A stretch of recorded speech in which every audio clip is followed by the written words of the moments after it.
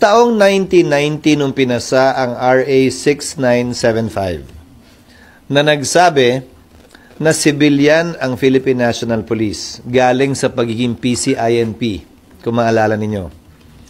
Sibilyan at sangayon sa batas na yon, ang huling graduate ng PMA na pwedeng maging PNP chief o sumali sa kapulisan ay 1992. Mula 1994 yata, hindi na pwedeng sumali sa kapulisan ng PMA graduate dahil military and training ng Military Academy kumpara sa PNPA na dapat PNP.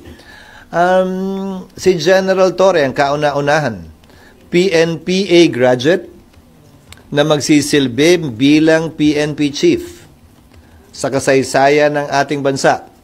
At sa kanyang pagkakatalaga, lubusang na ipatupad yung 35-year-old na batas na nagsasabing sibilyan ang kapulisan natin. So, mabigat ang nakaatas sa balikat niya para pakita at patunayan na yung ginawang batas ng Kongreso mahigit 35 taon nang lumilipas ay tunay nga, tama at nararapat kaugnay sa ating kapulisan na civilian na ang nature at hindi military ang nature.